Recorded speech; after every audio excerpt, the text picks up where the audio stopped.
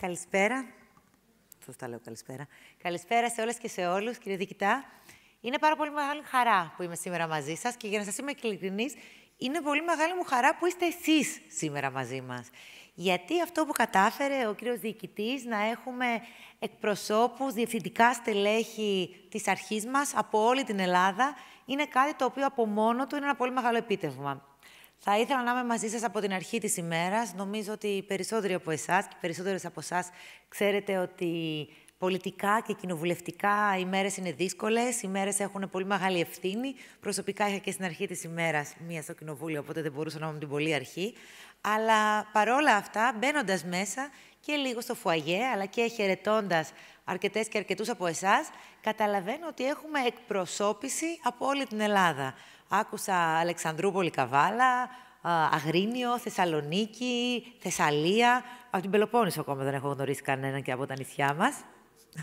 αλλά η μέρα είναι εδώ για να γνωρίσω και τους υπόλοιπους από εσάς, πριν σας γνωρίσω και σας επισκεφθώ μαζί και με τη διοίκηση της Ανεξάρτητης Αρχής και στον τόπο εργασίας σας.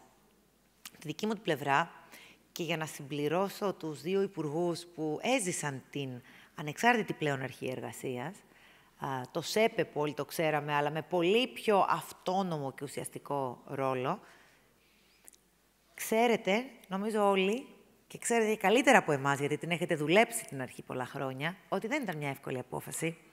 Η ανεξαρτητοποίηση του ΣΕΠΕ ήταν μια απόφαση πρακτικά, αλλά και ίσως ακόμη περισσότερο, πολιτικά, πολύ δύσκολη.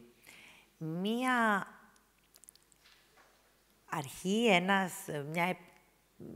μια δομή, ένας ελεγκτικός μηχανισμός, ο οποίος λειτουργεί και λειτουργούσε εντός του Υπουργείου Οικονομίας αρχικώς, αλλά πάνω από έναν αιώνα, πήραμε ως κυβέρνηση την πολύ δύσκολη, βαριά, αλλά υπεύθυνη απόφαση πλέον να είναι μια ανεξάρτητη αρχή.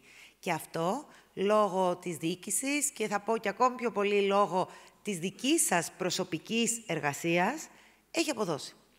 Έχει αποδώσει και πρωταρχικά αυτό φαίνεται στους ελέγχους που έχουν γίνει. Κοιτούσα λίγο στοιχεία. Από το 2018 έχουμε μία 40% αύξηση των ελέγχων που εσείς κάνετε. 37% για να είμαι και σαφής και σωστή.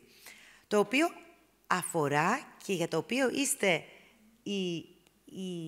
οι διενεργητές, αν θέλετε, εσείς. Και για εσάς, εμείς είμαστε και περήφανοι, αλλά και εδώ για να συνεχίζουμε να βοηθούμε και να ενισχύουμε με όποιο δυνατό όπλο μπορεί να έχουμε. Είναι η ενίσχυση του προσωπικού που γνωρίζουμε ότι χρειάζεται. Γνωρίζουμε ότι πλέον, ακόμα και αν περηφανευόμαστε ότι τα στελέχη μας είναι πολύ ενεργά, γνωρίζουμε ότι ο μέσος όρος ηλικίας των ελεγκτών της αρχής έχει αρχίσει και ανεβαίνει.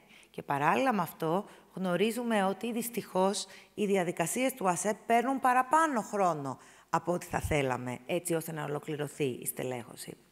Γνωρίζουμε ότι έχουμε θεσπίσει το ρυθμιστικό πλαίσιο, έτσι ώστε με βάση την αποτελεσματικότητα και την αποδοτικότητά σας που έχετε αποδείξει, να υπάρχει ένα πριμ στο οποίο θα μπορείτε κι εσείς να βλέπετε κάποια παραπάνω φρούτα από τον κόπο που έχετε τόσο ρίξει και για τον οποίο κι εμείς είμαστε περήφανοι. Και αυτό γίνεται και με πολύ μεγάλη επιμονή, μάλιστα, του ίδιου του διοικητή από την πρώτη μέρα που ανέλαβα ξανά στο Υπουργείο Εργασίας.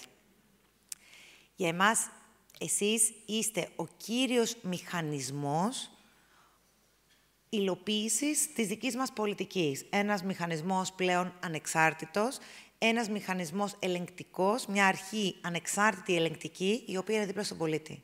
Δίπλα στον εργαζόμενο πολίτη και από τη δική μας την πλευρά έχετε και διεκδικείτε και καλά κάνετε και πρέπει να παρέχουμε ακόμη παραπάνω τον υλικοτεχνικό εξοπλισμό και τη στελέχωση που εσείς χρειάζεστε.